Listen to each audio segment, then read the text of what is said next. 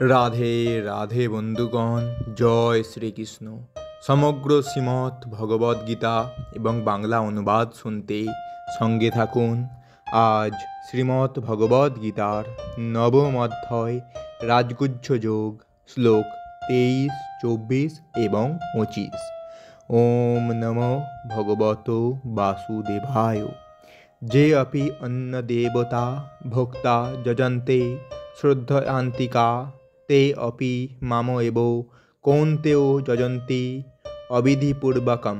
অর্থাৎ, হে কৌন্তেয়, যারা অন্য দেবতাদের ভক্ত, যারা শ্রদ্ধা সহকারে তাদের পূজা করে, প্রকৃতপক্ষে তারা অবিধিপূর্বক আমারই পূজা করে।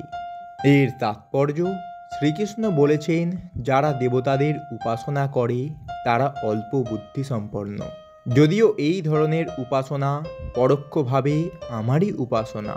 উদাহরণস্বরূপ বলা যায়, গাছের গোড়ায় জল দেওয়ার পরিবর্তে কেউ যদি তার ডালপালায় জল দিতে থাকে, তবে সেটি সে করে যথেষ্ট জ্ঞানের অভাবে, অথবা সাধারণ নিয়মনীতি পালন না করার ফলে। তেমনি দেহের প্রতিটি অঙ্গ প্রত্যঙ্গকে সেবা করার উপায় হচ্ছে উদরে খাদ্য প্রদান করা। সুতরাং বলা যেতে পারে, দেবতারা হচ্ছেন পরমেশ্বর ভগবানের সার্বভৌম প্রশাসনের অন্তর্গত ভিন্ন ভিন্ন পদাধিকারী শাসক ও সঞ্চালক। প্রজার কর্তব্য হচ্ছে রাষ্ট্রের আইন পালন করা, কর্মচারীর অথবা সঞ্চালকদের কল্পিত বিধান পালন করা কখনোই তার কর্তব্য নয়।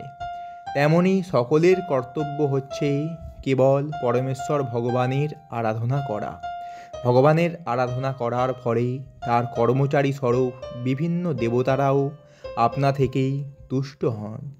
শাসক ও সঞ্চালকেরা রাষ্ট্রের প্রতিনিধি রূপে নিয়োজিত থাকেন এবং তাদের উৎকোচ দেওয়া অবৈধ। সেটি এখানে অবিধিপূর্বক বলা হয়েছে। পক্ষান্তরে শ্রীকৃষ্ণ অনাবশ্যক দেবোপাসনা কখনোই অনুমোদন করে না। শ্লোক 24। ওম নমো ভগবত বাসুদেবায়। অহং হি সর্বযজ্ঞানাং ভোক্তা চ প্রভুরেব চ ন তু মমভিযজন্তি তত্ত্বে নাতশ্চ বন্তিতে। অর্থাৎ, আমি সমস্ত যজ্ঞের ভোক্তা ও প্রভু, কিন্তু যারা আমার চিন্ময় স্বরূপ জানে না, তারা আবার সংসার সমুদ্রে অধঃপতিত হয়।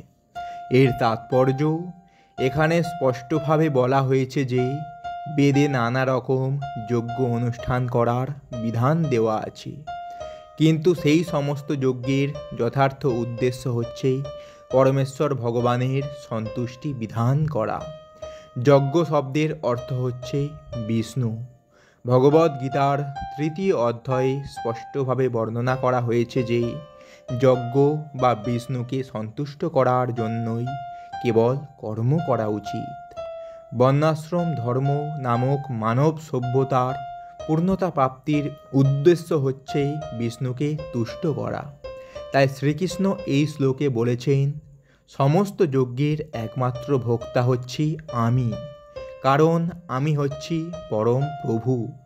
তবু অল্প বুদ্ধিসম্পন্ন মানুষেরা এই সত্যকে উপলব্ধি করতে না পেরে সাময়িক লাভের জন্য বিভিন্ন দেবদেবীর উপাসনা করে।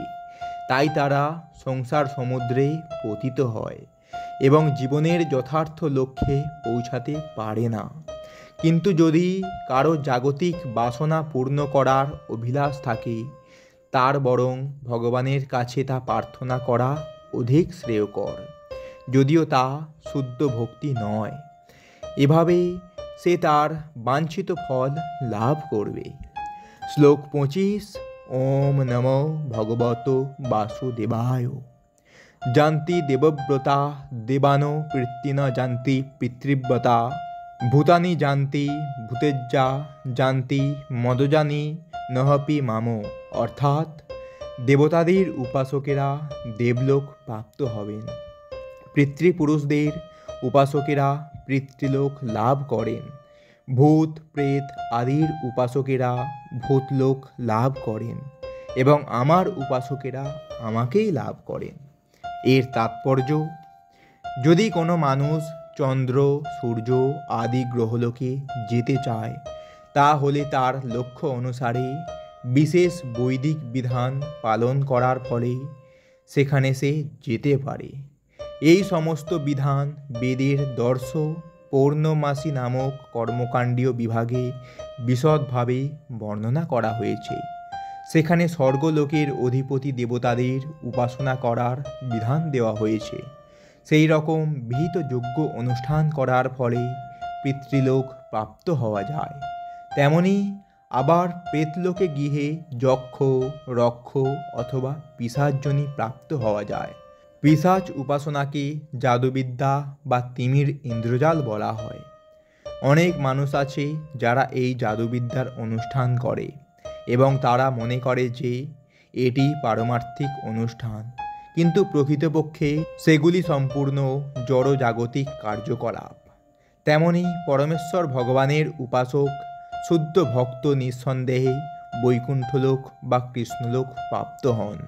এই গুরুত্বপূর্ণ শ্লোকের মাধ্যমে এটি অত্যন্ত সরলভাবে হৃদয়ঙ্গম করা যায় যে যদি দেব উপাসনা করার ফলে স্বর্গলোক প্রাপ্ত হওয়া যায়, পিতাদের পূজা করার ফলে পিতৃলোক প্রাপ্ত হওয়া যায় এবং পিশাচ উপাসনা করার ফলে প্রেতলোক প্রাপ্ত হওয়া যায়, তাহলে ভগবানের শুদ্ধ ভক্ত কেন কৃষ্ণলোক বা বিষ্ণুলোক প্রাপ্ত হবেন না?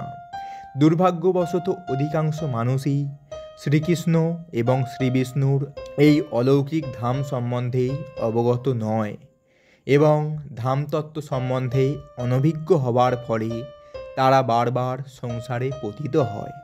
এমনকি নির্বিশেষবাদীরা ব্রহ্মজ্যোতি থেকেও অধঃপতিত হয়।